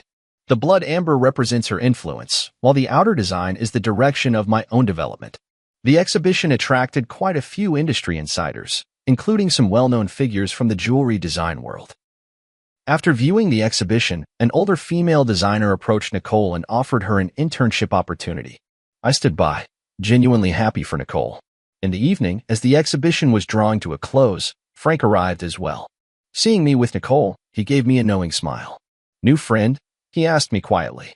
"Mary's student," I explained simply. "Very talented." Frank nodded without asking further questions. After touring the exhibition, he gave high praise to Nicole's work. It blends traditional and modern elements, demonstrating both technical skill and artistic expression, quite rare. Nicole thanked him politely. This wouldn't have been possible without the guidance of teacher Nicole and teacher George. After the exhibition, the 3 of us went to a nearby restaurant for dinner. During the meal, Frank talked about recent trends in the art market, while Nicole shared her insights on contemporary jewelry design. The conversation was light and pleasant, and I realized it had been a long time since I had relaxed and chatted with others like this. After a few rounds of drinks, Frank received an urgent call and left early. Only Nicole and I remained in the restaurant, and the atmosphere suddenly became a bit quiet. "Mr. George," Nicole hesitated for a moment before speaking. "I've always had a question I wanted to ask you." "What is it?" "After you finished The Pursuit, what are you planning to create next?" The question caught me off guard. To be honest, ever since The Pursuit, I haven't had any new inspiration. That painting seemed to have drained all my emotions and creativity. "I haven't decided yet," I answered honestly. "It might take some time to find a new direction." Nicole nodded thoughtfully. Nicole once said that the hardest thing for an artist isn't creating a stunning masterpiece, but finding a way forward after reaching the peak. She really did say that, I recalled with a smile. Mary always saw further than I did. "Maybe," Nicole said softly, "you could try a new direction that combines your work with jewelry design? Like in The Pursuit, but taking it even further. I recalled what Mary mentioned in her letter about seeing new possibilities, and suddenly I was inspired. You mean, creating a series of works that combine painting and jewelry? Exactly. Nicole said excitedly, your paintings create emotion in two-dimensional space, while jewelry gives it tangible form in the three-dimensional world. The combination of the two would have an astonishing effect. The more we talked, the more engaged we became, even sketching a few concept designs on the restaurant's napkins. Nicole's ideas were fresh and bold, perfectly aligning with my artistic vision, yet bringing a new perspective. As we left the restaurant, Nicole suddenly said, I have to confess something. I looked at her in confusion. I reached out to you not only to deliver Nicole's letter, but also for a personal reason. I hope to learn from you, she said candidly. I want to become a designer like Nicole, someone who not only creates beautiful works but also perfectly blends art with emotion. Her sincerity moved me. You're already on that path, and you're doing very well. Then, may I consult you often? She asked a little nervously. Of course, I'd be delighted. On the way home, a series of new works already began to take shape in my mind. A cross-disciplinary art that fuses painting and jewelry, both as a tribute to Mary and as a new starting point in my artistic career. That night, I had a dream. In the dream, Mary stood in a halo of blood-red light, smiling at me and saying, See, I knew you would find a new direction. When I woke up, I got out of bed immediately and began sketching for the new series. I decided to name it Rebirth. Not only representing the ancient life forever preserved in blood amber, but also symbolizing the rebirth of my artistic career, as well as the inheritance and development of Mary's artistic vision. A week later, I submitted a new series proposal to the gallery and received an enthusiastic response. The curator even suggested holding a special exhibition themed Between Dimensions, a dialogue between painting and jewelry. For this project, I invited Nicole to join the team as a jewelry design consultant. She had just graduated from design school and was both excited and nervous about the opportunity. Am I really up to the task? She asked me in the studio. You understand Mary's design philosophy better than anyone, I assured her. That's exactly what I need. In the days that followed, we worked at a feverish pace. We created during the day and discussed at night, sometimes even working through until dawn. Nicole's ideas flowed endlessly, and I transformed those thoughts into concrete artistic expressions. In the process, I rediscovered the pure joy of creation that I hadn't felt in a long time. One late night, when we finally finished the design for our first piece, Nicole clapped her hands excitedly. This is amazing. Teacher Nicole will definitely love it. At the mention of Mary, she suddenly realized her slip and looked at me nervously. I'm sorry, I didn't mean to. It's all right, I said with a smile. I think Mary really would like it. She always hoped I could step out of my comfort zone and try new ways of expressing myself. Nicole let out a sigh of relief, then hesitantly asked, Professor George, may I ask you a personal question? What is it? When you faced the woman impersonating Professor Nicole, how did you see through her? I mean, from the news reports, she seemed like an exact copy of Professor Nicole. I pondered for a moment. Superficial resemblance is easy to achieve, but a true personality cannot be duplicated. Mary's perception of art, her attitude toward life, the way she handled details, these were all unique. Just like a work of art, Nicole mused, no matter how perfect a replica is, it can never capture the soul of the original. Exactly. We worked through the night again, and finally established the overall framework for the Rebirth series. 7 pieces, each blending elements of painting and jewelry, together telling a story of loss and recovery, death and rebirth. As our collaboration deepened, my relationship with Nicole gradually shifted from teacher and student to partners, both mentor and friend. Sometimes, when the light traced the gentle contours of her focused profile, I would unconsciously think of Mary. But soon, I realized that this association wasn't due to any physical resemblance, but rather that same dedication and passion for art. George, you look much more spirited lately, Frank remarked at a gathering. It's been a while since I've seen you so full of life. Yeah, the new project has helped me rediscover the joy of creating. Nicole's a good girl, Frank said meaningfully. Talented, and she really understands you. I understood his implication, but just smiled without responding. There was indeed a special understanding between Nicole and me, but it was more rooted in our shared passion for art than anything else. At least for now. The creation of the Rebirth series took 3 months, longer than expected, but the results were stunning. Each piece was a perfect fusion of painting and jewelry art, offering both the pleasure of viewing as a flat image and the discovery of three-dimensional effects brought by the jewelry elements from different angles. A week before the exhibition opened, I received an unexpected visitor, Luna. She had served her sentence and was released early. She looked much more haggard than the last time we met, but her eyes were clearer. "I came to apologize to you in person." She stood at the studio door, her voice low, "for everything I have done." I didn't respond immediately, but simply invited her in to sit down.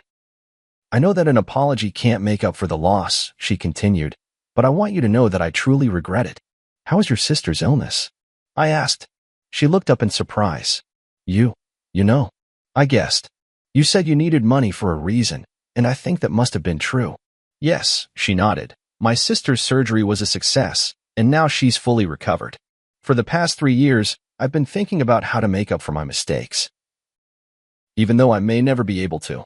I was silent for a moment, then said, "You know, in a way, your appearance actually helped me." "What do you mean?" "It forced me to confront the past, to re-examine my memories with Mary, and ultimately to find a way forward." I pointed to the sketches of the Rebirth series on the wall and briefly explained this new project. Luna listened quietly, a look of genuine respect in her eyes. "I'm glad you were able to find a new beginning from that nightmare," she said at last. "I hope I can find my own path to rebirth as well." As she left, she handed me a small package. "These are some simple pieces of jewelry I made in prison. The craftsmanship is rough, but each one represents my remorse and blessings. I hope you can accept them." Opening the package, I found several small trinkets handmade from fine wire and colorful glass beads. Though simple, it was clear the creator had poured their heart into them. Nicole happened to come into the studio at that moment. Seeing the trinkets, she asked curiously, "What are these?" I told her about Luna's visit. "You forgave her?" Nicole was a bit surprised. "Not exactly forgiveness," I said thoughtfully. "It's more like understanding. Everyone has their own hardships and choices. What's important is how we learn and grow from our mistakes." Nicole nodded pensively, picking up a piece of jewelry to examine it closely. "The craftsmanship is rough, but the concept is ingenious. This person seems to have a talent for design." "Perhaps," I said. "Everyone has the possibility of being reborn." On the day of the exhibition opening, numerous figures from the art and jewelry worlds gathered together. The Rebirth series received unprecedented acclaim.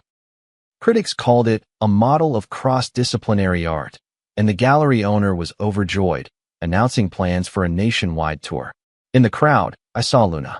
She was dressed simply, standing quietly in a corner, admiring the exhibits. Our eyes met in the air. She nodded slightly, then walked away. "Who was that?" Nicole asked, standing beside me. "Someone searching for rebirth," I replied. Nicole seemed to understand and asked no more. We stood side by side before the pursuit, watching the blood amber refract a strange light under the lamps, like the silent burning of life's flame. "Thank you," I whispered to Nicole. "Without you, this series might never have come into being." "It was your philosophy that guided us, Teacher Nicole," she replied modestly. "I was just fortunate enough to be the messenger." In that moment, I suddenly understood the true meaning of what Mary had written in her letter. Love has changed its form. Love exists not only in memory and longing, but also in inheritance and innovation, shining brightly in every spark of artistic creation. And I, at last, had learned how to begin anew after loss, to embrace rebirth while still searching.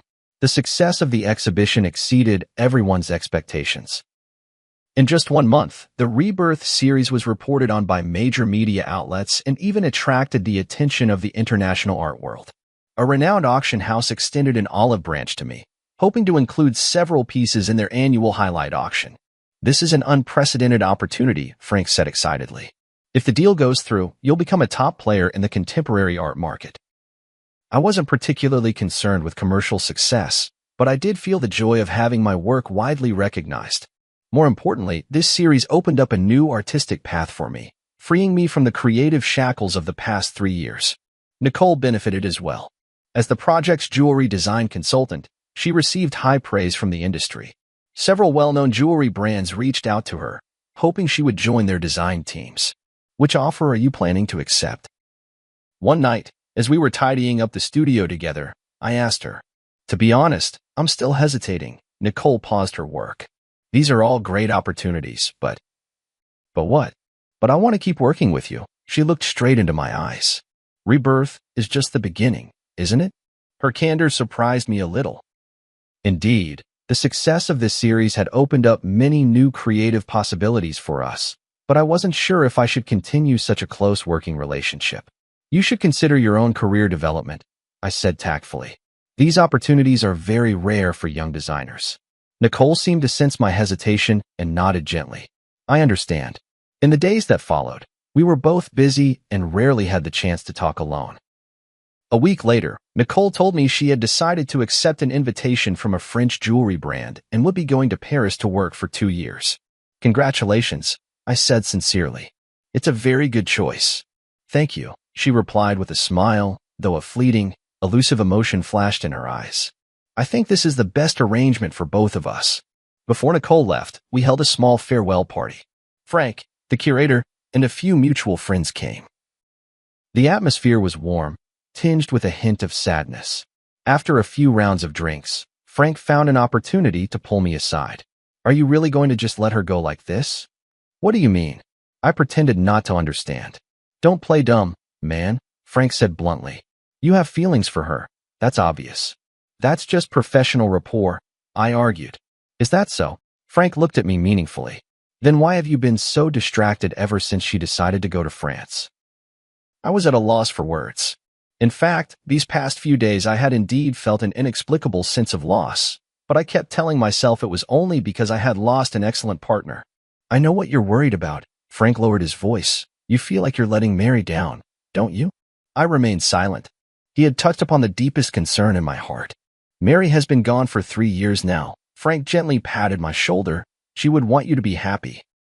After the party ended, I walked Nicole home. The night was tranquil as water, and the city lights flowed around us. Thank you for your help and guidance these past few months. Nicole stopped at the entrance of her apartment building. This experience has meant so much to me. I should be thanking you, I said sincerely. Without you, the Rebirth series would never have been completed. We fell into silence, as if both searching for the right words to say goodbye. My flight is the morning after tomorrow, Nicole finally said. I still have some things to take care of tomorrow, so this is probably the last time we'll see each other. 2 years will pass quickly. I tried to make my voice sound light. Paris is a beautiful city. You'll like it there. She nodded, a complex emotion flickering in her eyes. Professor George, there's something I've always wanted to tell you, but never found the right opportunity. What is it? I chose to study jewelry design because I saw Nicole's works. She took a deep breath, or more precisely, because I saw the pieces Nicole designed for you. The way she perfectly fused love and art moved me deeply. I didn't know that, I said in surprise. I've always hoped that one day I could be like Nicole, creating art filled with emotion. Nicole continued, her words coming faster, as if afraid she might lose her courage. But now I realize that what I want even more is to create for a specific person, just like Nicole created for you. I understood her implication, and my heart suddenly began to race. Nicole, please don't respond, she gently interrupted me. I just wanted you to know before I leave. No matter how you feel right now, remember that starting over is not a betrayal of the past, but a way of cherishing life. With that, she rose up on her tiptoes and softly kissed my cheek, then quickly turned and walked into the apartment building, leaving me standing alone in the night, my mind in turmoil. After returning home, I tossed and turned, unable to sleep, replaying Nicole's words and that gentle kiss over and over in my mind. Suddenly, I remembered a small box in the study, where Mary's last complete letter was kept, a letter I had found while sorting through her belongings. But at the time, overwhelmed by grief, I never had the courage to open. Now, I finally mustered the courage to walk into the study and retrieve that delicate little box from the depths of the drawer. Inside lay a pale pink letter, bearing Mary's familiar handwriting. Dearest George, by the time you read this letter, you may find yourself at a crossroads in life, hesitating between moving forward or staying where you are. My greatest wish is that you can move bravely through life, as freely as your brush glides across the canvas. Love is not a shackle, but a liberation. Memory is not a burden, but a source of strength. If one day you meet someone who can rekindle the light in your eyes, please don't hesitate because of your longing for me. True love is wishing happiness for the other, even if there is no longer a place for oneself in that happiness. Remember, the days we loved each other were complete, with no need for regrets. And now, it's time to paint a new picture, my beloved. Forever loving you. Mary. Tears blurred my vision. It was as if Mary had foreseen my current situation and had already given me her blessing. She was always like this, always able to see further and more clearly than I could. At that moment, I made up my mind. Early the next morning, I drove straight to Nicole's apartment. Professor George? Nicole opened the door in surprise, clearly not expecting me. I have something to say to you. I looked her straight in the eyes, not as your teacher, but as George. I handed her Mary's letter. Nicole read it carefully, her expression shifting from surprise to being moved, and finally, her eyes grew moist. She truly was an extraordinary woman, Nicole said softly, handing the letter back to me. Yes, she was. I nodded. That's exactly why I believe her words. Nicole, cancel your plans for Paris. Stay and continue our collaboration, will you? Nicole looked at me in shock. Are you serious? I've never been more serious, I said quietly. Rebirth is not just the name of an artwork, it's a possibility in life. Are you willing to explore that possibility with me? Her answer was a firm embrace, warm and real, like the first ray of sunlight after a long winter. In that moment, I felt as if Mary was somewhere, smiling down on us, blessing this new beginning. Life is like that blood amber, enduring countless ages of change and sedimentation, ultimately transforming into an eternal radiance. And I, at last, understood what true pursuit is, what true rebirth means. A year later, Nicole and I unveiled our second joint project, Interwoven, at the National Art Museum. This series was even bolder and more innovative than Rebirth, blending Eastern and Western aesthetics with various art forms. Critics hailed it as a significant breakthrough in contemporary art. At the opening ceremony, Nicole held my arm as we faced the media interviews and congratulations from the audience together. She wore a simple white dress, and around her neck was the Eye of Rebirth necklace we designed together. She completed the jewelry part based on my painting. Your collaboration seems even more in sync than your last project, a reporter asked with a suggestive smile. Nicole glanced at me, and we exchanged a smile. Yes, both in art and in life, we've found the perfect balance. This indirect answer drew a round of good-natured laughter from the reporters present.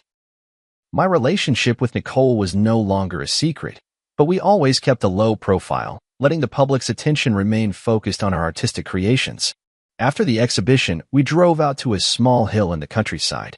There stood an ancient oak tree, beneath which Mary's ashes were laid to rest.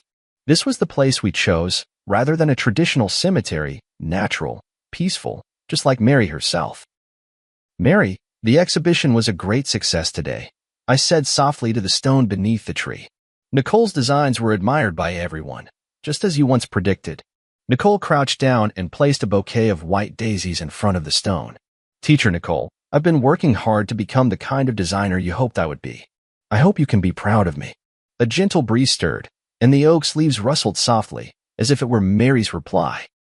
On the way back, Nicole suddenly said, I've been thinking about something. What is it? If that woman who pretended to be Ms. Nicole hadn't appeared, you might never have found the blood amber, never created the pursuit, and we might never have met. Her words made me fall into deep thought. Indeed, it was the series of events triggered by that deception that ultimately led to everything now. It feels as if, in the unseen, some force has been orchestrating it all. Perhaps that's the irony of fate, I said softly. Sometimes, the worst beginnings can lead us to the best endings. When I returned home, I received an unexpected package. Upon opening it, I found a delicate little box containing a handmade ring. Though simple, the craftsmanship had improved greatly compared to the pieces I had seen before. There was a note attached. Mr. George, thank you for your kindness and understanding a year ago, which gave me the courage to start over. Now I have found a job at a small jewelry shop, and my life is gradually getting back on track. This ring represents my gratitude, and I wish you happiness and well-being on your new path. Luna, I handed the ring to Nicole. After examining it carefully, she remarked, Her skills have improved a lot. She truly is talent. Some mistakes in life shouldn't become permanent scars, I sighed. Everyone deserves a second chance. That night, we sat in the studio, discussing ideas for the next series. Nicole suddenly proposed a bold idea. I was thinking, maybe we could try connecting the different stages of our work to create a complete narrative. From eternity to quest, then to rebirth, and intertwined, they're actually different phases in a person's life journey. You mean? A complete story about loss, searching, rebirth, and integration, she explained excitedly, ultimately asking what is the most precious treasure in life. Love. I finished her sentence. No matter what form it takes. Nicole nodded, her eyes sparkling with creative fire.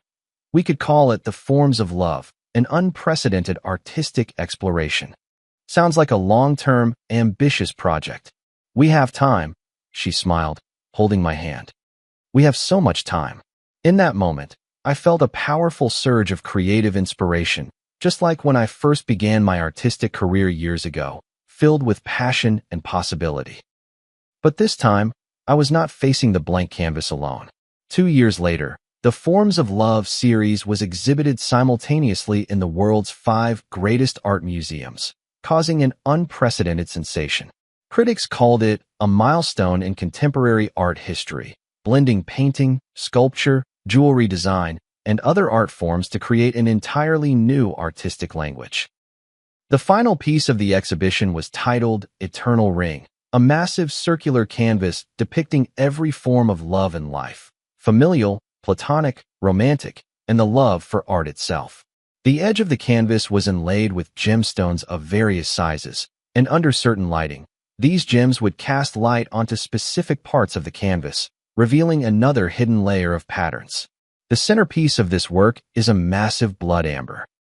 Through intricate optical design, the light it projects perfectly outlines 2 embracing figures. One is Mary, the other is Nicole, symbolizing the intersection of past and present, the fusion of memory and rebirth. On the closing day of the exhibition, in front of the Eternal Ring, I knelt on one knee and proposed to Nicole. The ring was crafted from the very blood amber Mary had once prepared for me, designed by my own hand and fashioned by the finest jeweler. This ring carries the memories of the past and the hopes for the future, I whispered softly. Nicole, will you be the eternal ring in my life? Her tears sparkled under the spotlight. I will. Amidst the cheers, I remembered what Mary once said. Love does not disappear. It merely changes its form. Yes, love does not disappear. It exists in memories, in art, in every rebirth and new beginning. It traverses time and crosses space, like that blood amber which, after millions of years, still shines, forever retaining the original warmth and brilliance of life. This is the answer I have been searching for all along. Between loss and gain, between seeking and rebirth, love remains constant, only appearing in different forms along the journey of life. And all we need to do is bravely accept this gift, no matter how it comes to us. On the day of the wedding, the sky was a clear, washed blue. Beneath the ancient oak tree that had watched over Mary, we exchanged our vows. A gentle breeze stirred, making the leaves whisper as if blessings were drifting in from another world. No matter when or where, Nicole said softly, we'll always remember that it was she who brought us together. Yes, I squeezed her hand, and we will always cherish this gift. In the brilliant sunlight, the blood amber ring gleamed, radiant as life itself, enduring the passage of time, yet still shining bright.